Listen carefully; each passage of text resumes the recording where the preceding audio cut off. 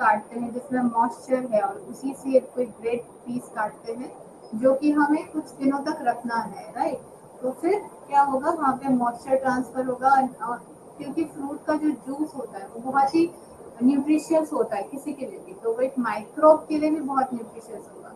वो जूस उस नाइफ में लगा हुआ है और फिर वो ब्रेड में जाएगा तो वहाँ पे मॉइस्चर भी मिलेगा एंड न्यूट्रिशन भी मिलेगा उसको, है ना। ब्रेड में शुगर होता है और ऑलरेडी नाइफ में जूस लगा हुआ है, उससे बहुत फ्रेंडली इन्वायरमेंट मिलेगा माइक्रो ऑर्गेनिज्म को and it will multiply, mould grow होगा एंड ब्रेड स्पॉइल हो जाएगा, खराब हो जाएगा। और उसके बाद अगर उसको खाता है कोई तो फूड पॉइजनिंग हो जाएगा।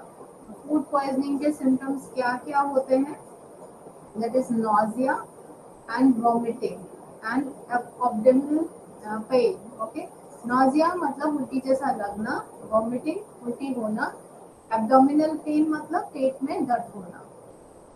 next is headache, third is diarrhea, can be bloody from time to time। तो जो हम डायरिया जब डिसेंट्री में कन्वर्ट हो जाता है, जब ब्लड जाता है उसमें, that is called dysentery. Chills and fever, बहुत ठंड लगेगी क्योंकि बॉडी के अंदर अब दूसरा माइक्रोब भी सरवाइव कर रहा है, जिंदा हो रहा है, मल्टीप्लाई कर रहा है। तो फिर बॉडी क्या करेगा, अपना बॉडी टेम्परेचर चेंज करेगा, ठीक है, गर्म कर देगा या फिर डिफरेंट कंडीशन कर देगा जो कि किसी लिविंग थिंग के लिए फेवरेबल नहीं है, ठीक है। तो वो बॉडी टेम्परेचर हाई कर देगा जिससे कि बैक्टीरिया या जो भी पैथोजन बॉडी में गया है वो मर जाए, ठीक है। तो इसीलिए हमें फीवर आता है उस केस में। तो फीवर होता है, फिर पेन एंड फिटीग, पेट दर्द होगा, फिटीग होगा, बहुत थकान थकान लगेगा, ठीक है। डायरिया होने से भी क्यों बॉडी वो रिएक्ट करता है, क्योंकि कुछ अनफ्रेंडली चीज गया है तो फिर बॉडी चाहेगा उसको निकालने के लिए, ओके। ये सब सिम्टम्स है, अभी बॉडी को समझ में आएगा कुछ तो गड़बड़ गया है। So that is natural thing.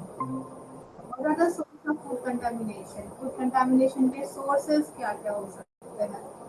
तो फ्लाइज हो सकती है, कहीं गंदी जगह से आके साफ खाने में बैठ गया, है ना।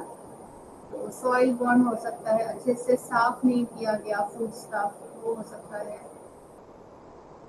घर में तो हम अच्छे से ध्यान रखते हैं, लेकिन अगर किसी फैक्ट्री में, फूड प्रोडक्शन फैक्ट्री में अगर इन चीज़ों का ध्यान नहीं रखा गया, क्योंकि वहाँ पे जो प्रोडक्ट्स बनते हैं उनकी शेल्फ लाइफ ज़्यादा होती है, उसको बहुत दिनों तक चलाना है, उसका एक फिक्स्ड शेल्फ लाइफ है कि उसको इतने दिन चलाना ही है ना। उसमें मेंशन है कि अगर 6 महीने वो चलेगा तो 6 महीने तक वो खराब नहीं होना चाहिए। उसमें मेंशन है कि वो 8 जुलाई तक वो चलेगा। अगर मैं उसको 1 जुलाई को लाती हूँ और उसको काटती हूँ, खाती हूँ, तो अगर मुझे फंगस दिखता है तो मैं कंप्लेन करूंगी, है ना, कि फूड प्रोडक्ट खराब है, कंपनी खराब है, वो सॉइल, वो प्रोडक्टिविटी पे ध्यान नहीं देती, तो कंपनी का नाम खराब होगा, राइट। तो फैक्ट्रीज में, फूड प्रोडक्शन एरियाज में बहुत सारे पैरामीटर्स होते हैं जिसको ध्यान में रखना होता है एंड रूल एंड रेगुलेशन होते हैं, उसको स्ट्रिक्टली फॉलो करना है। So hygiene and sanitization practices in food operating, there are number of precautions to destroy physical, chemical and biological damage in foodstuff and must be taken before production, during production and the end of the production। मतलब जब बनने के पहले क्या करना है, like वो जो एरिया है वो क्लीनिंग करना है, ड्यूरिंग प्रोडक्शन जो जो सामान यूज हो रहा है वो अच्छे से मतलब सैनिटाइज होना चाहिए, जो फूड स्टफ है वो अच्छे से प्रॉपर्ली क्लीन होना चाहिए, ये सब चीज़ें ध्यान रखनी है। And end of the production मतलब उसकी पैकेजिंग एंड ऑल, ये सब सही से होना चाहिए। So these precautions must be carried out during manufacturing, otherwise hygienic production can't be achieved। तो फिर क्या होगा, उसकी हाइजीनिक कंडीशन अचीव नहीं होगी और उसकी जो शेल्फ लाइफ बताई गई है वो फुलफिल नहीं होगी। So hygiene and sanitization before production, क्या चीज़ें ध्यान में रखना है, यहाँ पे एक चार्ट है जिसमें कि मेंशन है क्या क्या चीज़ें ध्यान में रखनी है। तो मिक्सिंग बोल है, मिक्सर है, जो जो चीज़ें वहाँ यूज होती हैं, ओके। तो वहाँ पे सारे यूटेंसिल का एक चार्ट होता है, वो लिस्ट होती है उसकी कि ये क्लीन हो गया। Okay, just they do ticks, जहाँ जहाँ क्लीन हो गया दे मार्क करते जाते हैं। ओके, तो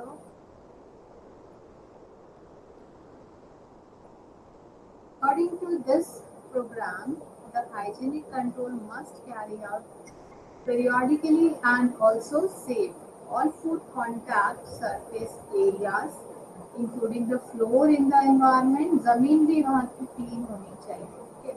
Where foodstuffs are processed, the processing channels, the walls, all kind of tools, machinery, equipment, and some into contact with foodstuff must be thoroughly cleaned regularly before starting daily work to protect food from contamination. जैसे मैं example दूं मेरे hospital का, तो वहाँ पे क्या होता है, एक बार मॉर्निंग में सारा क्लीन होता है, रात में क्लीन करते हैं, after dinner they clean all kitchen, सब कुछ utensil and all, floor cleaning सब कुछ हो जाता है।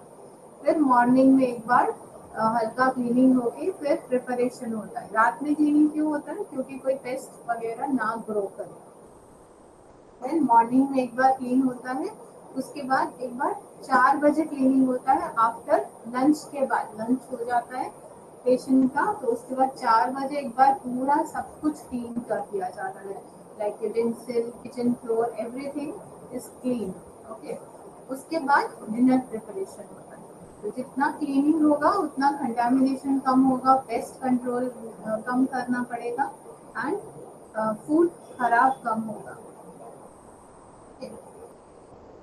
क्योंकि लार्ज अमाउंट में बनता है तो ऑब्वियसली वहाँ पे मेस होगा, चीज़ें गंदी होंगी, नीचे चीज़ें गिरेंगी, इसीलिए टाइम टू टाइम वो पीरियोडिकली क्लीन होता है।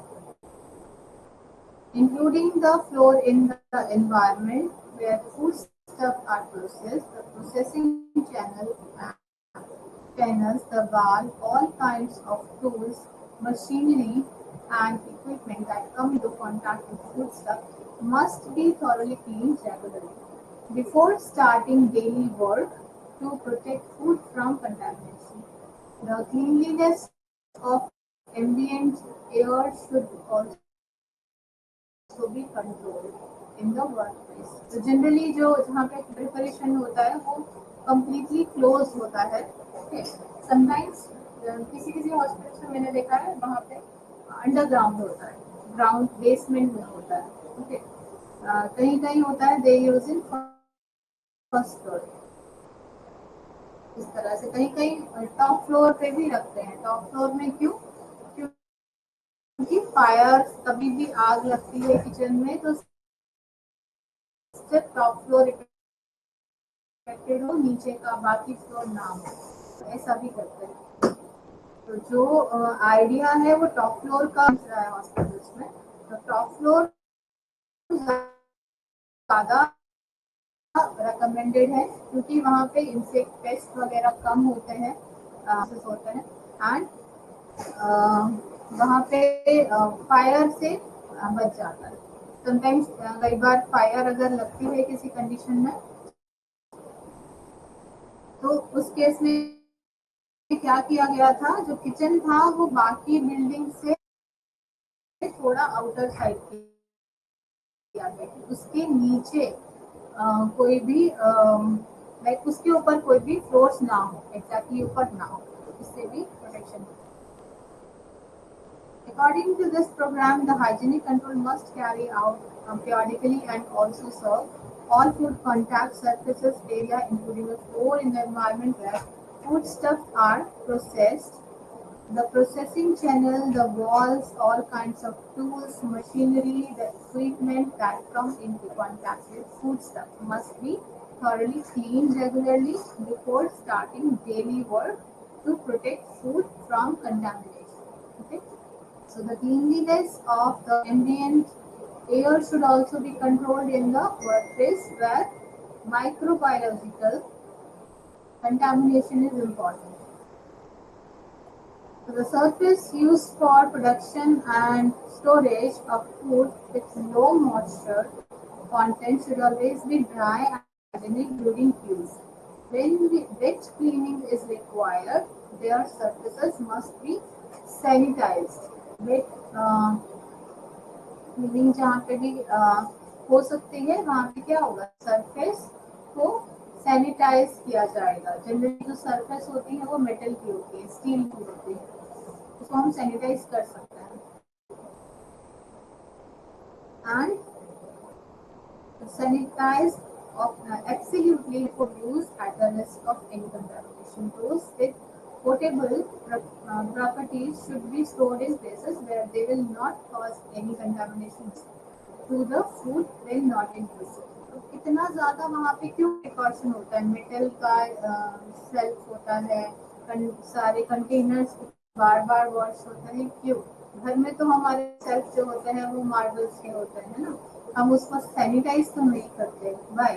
बिकॉज हमारे यहाँ जो खाना बनता है, जो घरों में खाना बनता है, वो हम इमीडिएट कंज्यूम करते हैं, उसमें टाइम ही नहीं मिलता माइक्रोब को मल्टीप्लाई होने का, है ना।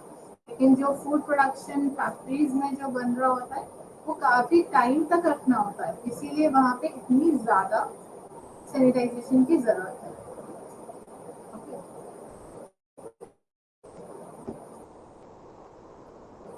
So, the cleanliness of ambient air should also be controlled in the workplace.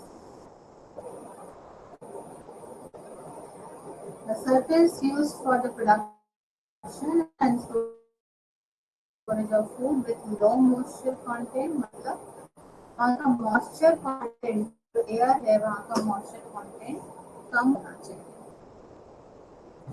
Dry and hygienic होना चाहिए।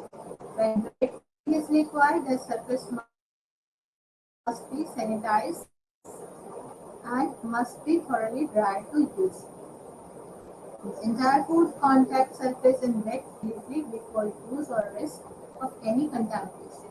Those with potable properties should be stored in place where they will not cause any contamination risk of when not in use.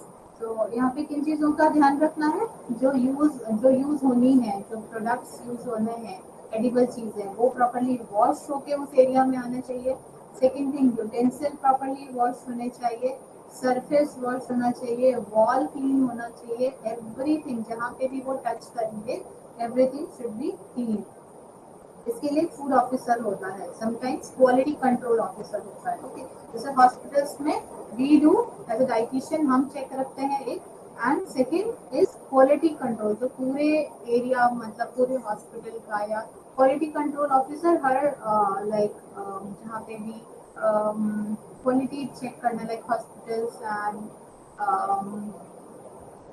Like big organisation, छोटे छोटे officers में नहीं होता, big organisation में quality control officer होता है जो वहाँ की हाइजीनिक कंडीशन का ध्यान में रखता है। फूड प्रोडक्शन एरिया, हॉस्पिटल्स, इन सब जगह में क्वालिटी कंट्रोल ऑफिसर होता है जो क्लीनिंग का ध्यान रखता है। The staff should be provided with hygienic environment in all production area. Potentially hazardous food should be processed shortly. Disposable gloves should be preferred when working with these foods, है ना, ताकि वो ग्लव्स ही infected ना हो जाए। अगर gloves को बार बार wash किया जा रहा है, रबर ग्लव्स है, और उसको बार बार यूज किया जा रहा है, तो क्या होगा, उसका सरफेस रफ हो जाएगा, है ना। रफ होने से क्या होगा, उसमें माइक्रोब्स ग्रो करेगा क्योंकि उसमें रफ सरफेस हो गया है। After which they should not be touched before the hands are thoroughly washed. Person working in the food processing area must take care of personal hygiene while in working. अगर किसी को सर्दी खांसी है, कुछ कट्स हो गया है, तो ये सब कंडीशन में they are not allowed to visit in kitchen.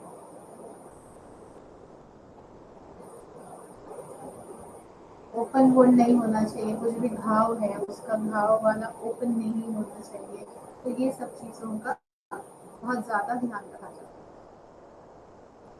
Head cap होना चाहिए, Appropriate protective clothes, including headgear, gloves, and footwear, should be worn during work. So these garments should be easily to clean and kept clean. Pre-treatment should be done to prevent contamination, washing, sorting, stacking, cutting, peeling, shaping, etc. Washing हो गया, जब बाहर से सामान आया, मान लीजिए chips बन रहे हैं तो बाहर से आलू आया, उसको वॉश करके वॉश किया जाएगा सबसे पहले, फिर एक एरिया में शिफ्ट किया जाएगा जहाँ पे वॉश्ड चीजें रखी जाती हैं, ठीक है, स्टोर में जाएगा। लाइक कुछ एरिया होते हैं जहाँ पे लाइक में सब चीज बाहर से वॉश करके आती है, ऐसे नहीं कि बाहर से आना डायरेक्टली स्टोर में आ गया, वॉश करके फिर वो जहाँ पे प्रिपरेशन है उसके पहले वाला एरिया में वो जाएगा। उसके बाद सॉर्टिंग होगी, सॉर्टिंग मतलब कुछ छोटे आलू होंगे उनको हटा दिया जाएगा, सिर्फ बड़े आलू जो जो ऑप्टिमम साइज होना चाहिए चिप्स का तो वो लिए जाएंगे। फिर स्टैकिंग, स्टैकिंग मतलब वो आलू के केस में नहीं होगा, मान लीजिए किसी में डंडियाँ निकालनी है तो वो निकाल दी जाएंगी। फिर उसके बाद होगा cutting, okay, then peeling, shaping etcetera, तो ये सब चीजें की जाएंगी। And should be protected from any physical pollution, glass, breakage, dropping of ceiling, plaster, dripping of pipes. ये सब चीजें भी नहीं होनी चाहिए आसपास की, कहीं से कुछ लीकेज हो रहा है, दीवार में फंगस लगा हुआ है या सीलन है, तो ये सब चीजें नहीं होनी चाहिए, या प्लास्टर निकल रहा है कहीं से, तो इससे भी फूड कंटामिनेशन होगा और फूड में फूड क्वालिटी खराब होगी। The cell loses selective permeability during boiling and become unprotected against microorganisms. अब कोई आलू है ना, पूरा आलू तो वो काफी दिनों तक रह जाता है, वो खराब नहीं होता है ना, लाइक आई थिंक 5-6 महीने तो रहता होगा, है ना। तो और अगर हम उसको काट दें तो क्या होगा, उसका सेल जो है ओपन हो गया, है ना। अब क्या हो गया, जब काट दिया तो परमेबिलिटी हो गया, वो ओपन एरिया हो गया, वहां पे कुछ भी अंदर जा सकता है, अब्सॉर्ब कर लेगा, वो कुछ माइक्रोब है वो घुस जाएगा। लेकिन आलू का छिलका क्या है, छिलका वो प्रोटेक्ट करके रखता है, वो परमेबल नहीं है, उसको कोई भी बैक्टीरिया अचानक ऐसे करके नहीं इंटर कर सकता है, ओके। तो कोई भी सेल जो है जब तक परमेबिलिटी उसका नहीं ओपन हुआ है, कट नहीं हुआ है उसमें, तब तक उसमें माइक्रोब्स नहीं जाता बहुत लंबे टाइम तक।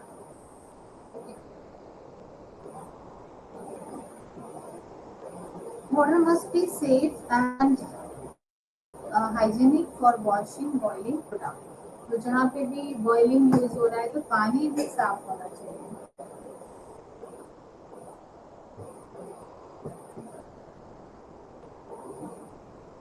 Though surface coating products should be protected, especially against the risk of transmission. Therefore, uncontaminated inputs and additives should be used. Required heat treatment must be applied correctly. For this purpose, temperature and time control should be done frequently. तो temperature भी बार बार check करना है।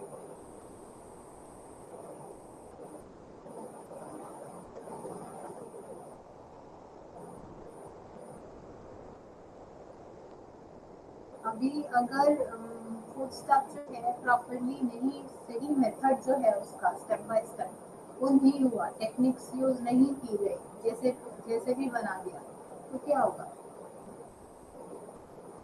Test, colour, consistency, appearance, cost, unwanted property, ये सब चीजें आ जाएंगी। Test थोड़ा change हो सकता है ना, हम ही अगर मान लीजिए अचार बनाते हैं तो हर बार का अचार एकदम सेम टेस्ट नहीं होता है ना, थोड़ा डिफरेंट होता है, क्योंकि हम एग्जैक्टली हर मेजरमेंट करके सेम टाइप का मैंगो, सेम टाइप का मसाला, सेम क्वांटिटी इतना मेजरमेंट नहीं करते ना, तो फिर थोड़ा थोड़ा चेंज हो जाता है, स्लाइटली वो चेंज होगा, कलर स्लाइटली चेंज हो सकता है, एग्जैक्टली सेम नहीं होगा जब तक हम सारे केमिकल, सारी टेक्निक सेम यूज नहीं करेंगे, है ना।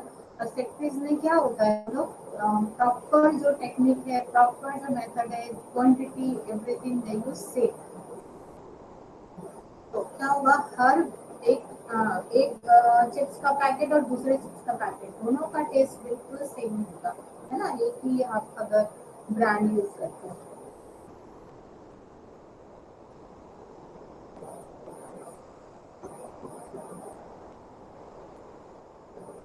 न्यूट्रिशनल वैल्यू लॉसेस, सही से अगर हम मैन्युफैक्चर नहीं करेंगे तो उसका न्यूट्रिशन वैल्यू लॉस होगा, है ना। जो चीज़ थोड़ी देर वॉश होना था वो ज़्यादा देर वॉश कर दिया, पानी में छोड़ दिया, ऐसा किसी रीजन से हो सकता है।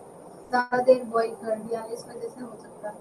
The hygienic quality is lost, hygienic quality loss हो सकती है। It is a condition that can cause health problem and food poisoning.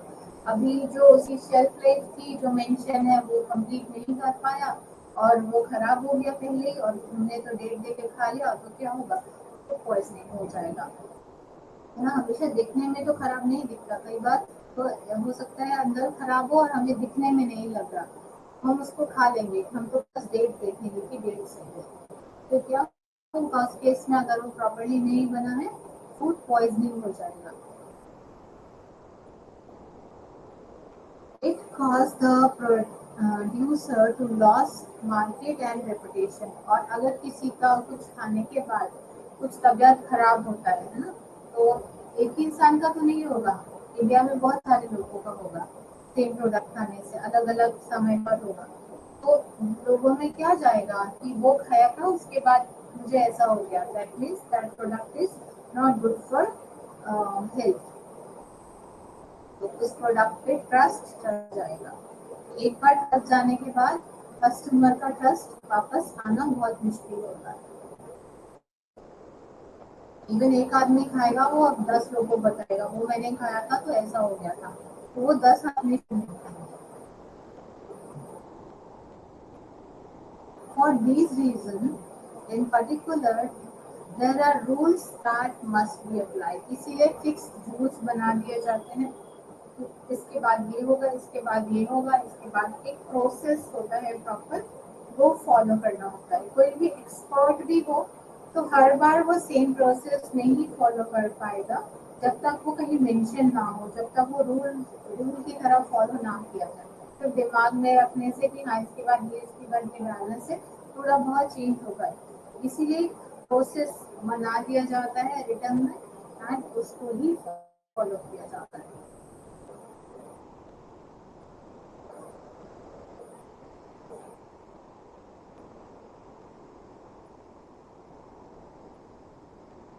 अभी अगर मान लीजिए किसी एक जिस एक पैकेट में कंप्लेन आया क्वालिटी चेक में ही, उसके बाद क्वालिटी चेक होता है, कोई एक बिस्किट पैकेट बना पूरा लॉट एंड इसका कंप्लेन आया कि इसका तो कलर उतना सही नहीं है जो कलर इसका होना चाहिए आइडियली, है ना। तो फिर क्या होगा, वो पूरा का पूरा लॉट कैंसिल हो जाएगा, पूरा का पूरा लॉट बर्बाद होगा, तो वो लॉस टू कंपनी होगा।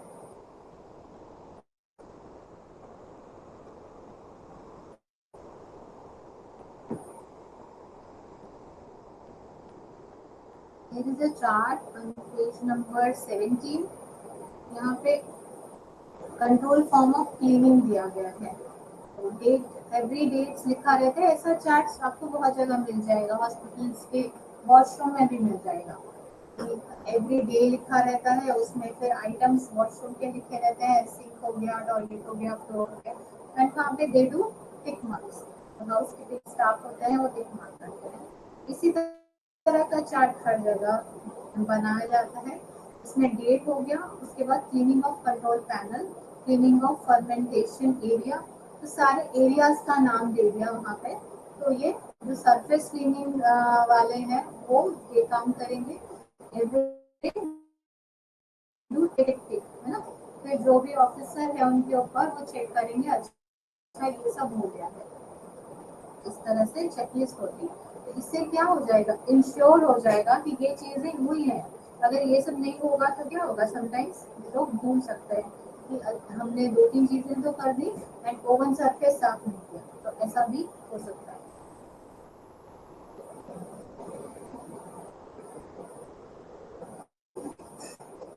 अब यहाँ पे 3.3 में precaution to be taken after the production. Production हो गया, अब उसके बाद क्या प्रिकॉशन रखना है।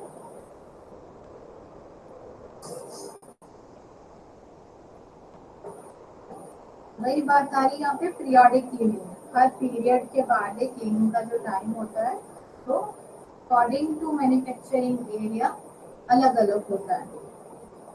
आफ्टर प्रोडक्शन फिर क्लीनिंग होगा एक बार।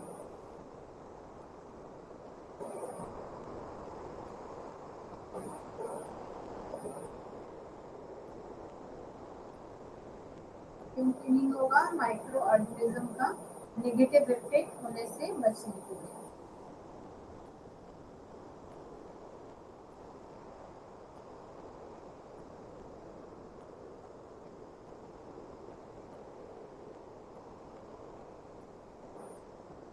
यहाँ पे that is form of production completion cleaning control. Completion के बाद का फॉर्म है, उसके बाद ये चेकलिस्ट होगी कि ये चीजें क्लीनिंग हो गई। ठीक है, लास्ट में जो उनका हेड होगा दे डू अप्रूवल। हाँ हमने सब टिक है, दैट मीन्स दे विल एक पर्सन रिस्पॉन्सिबल होगा कि उसने देख लिया सारा टिक है तो जो हेड होगा दे विल साइन। तो उसका अप्रूवल हो गया, now they can do next lot. अगला लॉट स्टार्ट होगा उसके बाद। एक आदमी रिस्पॉन्सिबल इसलिए होना चाहिए क्योंकि कुछ भी प्रॉब्लम आने say that person only will be responsible. तो जिम्मेदारी से काम करेगा।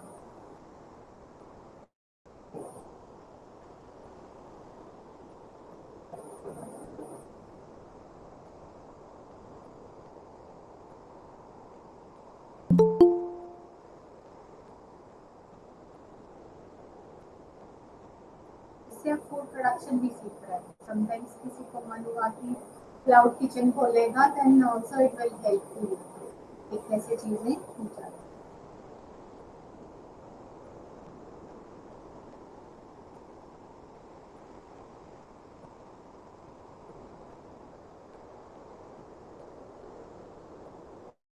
Next is pest control.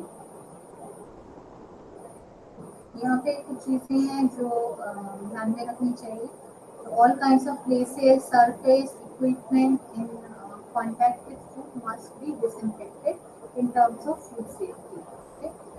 Residue and post dot are remove. जो भी बचा कुचा है सब कुछ क्लीन हो जाना चाहिए। Suitable and effective detergent should be prepared. Surface and equipment are cleaned and rinsed with the prepared detergent solution. It is wiped with disinfectant solution. It is held for 5 minutes, rinsed and dried. Like 5 minutes तक वो soaked होना चाहिए जिससे कि वो disinfectant काम कर सके। ऐसा नहीं कि एक बार पोंछ किया हो गया। 5 मिनट्स तक वो सब रिंस लेना चाहिए, देन इट्स 5 मिनट्स तक वो सोक्ड होना चाहिए, उसके बाद रिंस करना है, उसके बाद ड्राई करना है।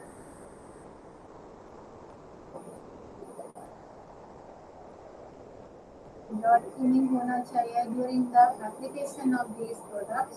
Product should not be touch the skin. हाथ से नहीं छूना है कभी भी, बिकॉज हाथ में बहुत इजीली बैक्टीरिया ग्रो होता है।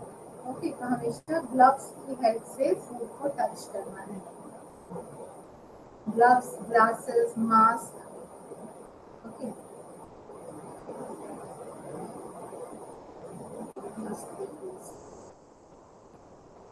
product should not be sprayed or very hot surface to avoid exposure to alkaline minerals.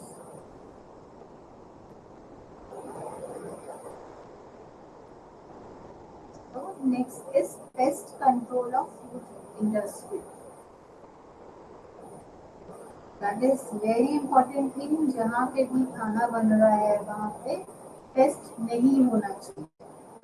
अब ट्रेन्स में देखते होंगे फर्स्ट एसी में भी कॉकरोच घूमता है, तो that means train food is not hygienic. क्योंकि अगर वो ट्रेन में घूम रहा है तो ऑब्वियसली पेंट्री में भी घूमेगा। Recently I have travelled in train और फर्स्ट एसी था, फिर भी वहाँ पे छोटे कॉकरोच घूम रहे थे. Didn't have any food from train. So taking serious precautions starting from raw material to reaching the consumer in food production is of food importance in terms of food hygiene. One of these measures is an effective struggle against foodstuff that damage food and food in various ways. It is called any kind of harmful animal pest that infects the disease agent of your body in various ways. Paste बहुत easily transfer करता है कोई भी microbe को, कोई भी pathogen को. Okay.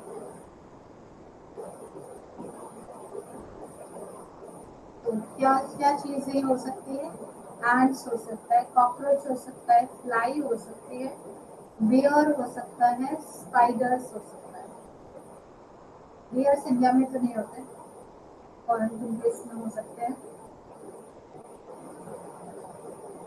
But ये इंसेक्ट में नहीं आएगा. मे भी कुछ और होना चाहिए यहाँ पे, कुछ मिस प्रिंट है यहाँ पे. So ants, cockroach, flies and spiders can be there. ये सब चीजें नहीं होनी चाहिए. In this group of creature, microorganisms that they carry and transmit it through production and products by means of both other food and equipment, leading to the formation of epidemic diseases. The products being more rapidly deteriorated मतलब खराब हो जाना, जल्दी से खराब हो जाना, rapidly deteriorated and economic value being lost. जल्दी खराब होगा तो क्या होगा? इकोनॉमिक वैल्यू का लॉस होगा. जो चीज 6 महीने में खराब होनी थी वो 4 महीने में हो जाएगी, तो क्या होगा? लॉस होगा फिर कंपनी का, लोगों का. So it is known that the most important lossy Sunday and pestilence are caused by bakery sector. This is known that enzyme left to wheat during the two pest development period led to serious problem in bread production. The physical structure of the dough made from the flour obtained by the breakage of the wheat when has suffered the destruction of deteriorated. The gas holding ability is decreased. The dough becomes sticky. The melted dough is formed. वो क्या होगा? गीला गीला पिघला पिघला जैसा dough हो जाएगा. डो मतलब क्या? आटा जो बनाते हैं ब्रेड के लिए. So and consequently the broken breads are formed. और जब ब्रेड बनेगा तो क्या होगा? वो टूटने टूटने वाला होगा, है ना, वो फ्लेक्सिबल नहीं होगा. In the growing period of wheat, it is possible to eliminate the damage caused by such an effective struggle.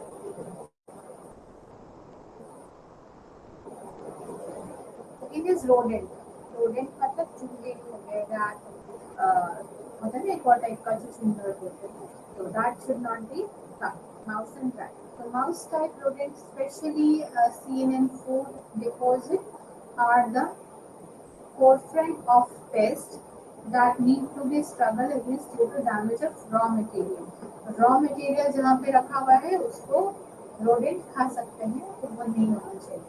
rodent खाएगा तो भी वो एरिया क्या हो जाएगा? इन्फेक्ट हो जाएगा, वो मटेरियल इन्फेक्ट हो जाएगा.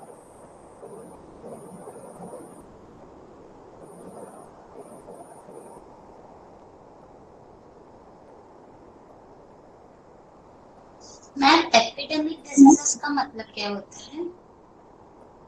एपिडेमिक मतलब ऐसा जो बहुत तेजी से फैल जाए.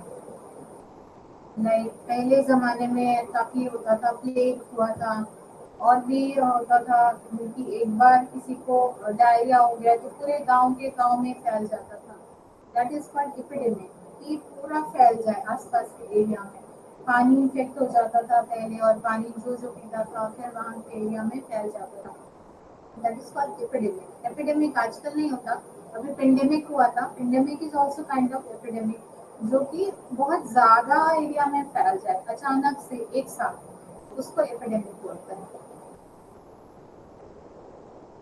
That is a dangerous condition. तो ऐसी बीमारियां जो बहुत तेजी से फैल जाए एपिडेमिकली, तो दैट इज एपिडेमिक डिजीज। बहुत पहले जब हम छोटे होते थे एक बार प्लेग फैला था, तो हमारे आसपास में तो नहीं सुना था, लेकिन न्यूज में आया था कि प्लेग फैला हुआ है, चूहों की वजह से प्लेग फैला था।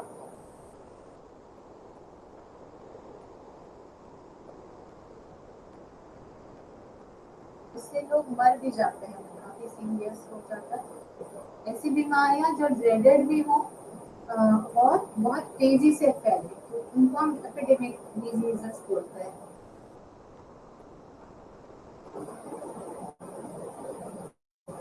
So, in general, following measures must be taken in the fight against pests.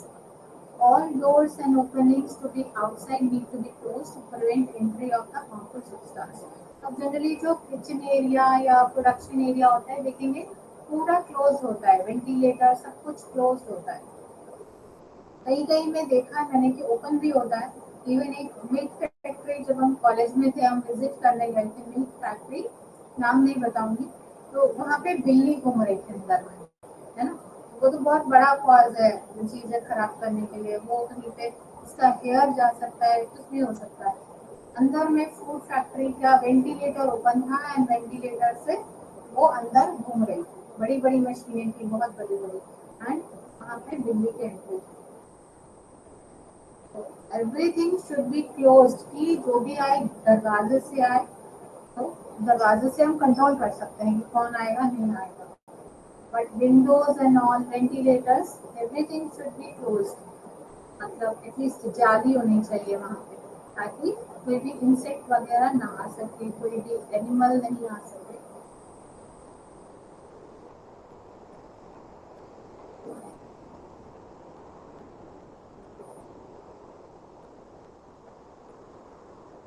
But जो कंटेनर था जिसमें मिल्क बॉयल हो रहा था वो काफी बड़ा, लाइक कह सकते हैं 200-300 लीटर का कंटेनर होगा। उसमें जो मिल्क बॉयल हो रहा था, आई थिंक वो ऊपर से क्लोज था, आई डोंट नो कुछ खराबी हो गई इससे, but that area should be prevented from any rodent, any animal, चीजें अंदर में नहीं आनी चाहिए।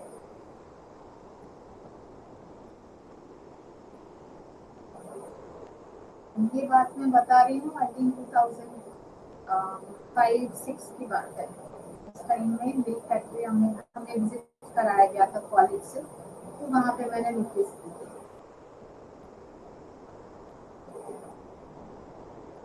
All doors opening to the outside need to be closed. Okay.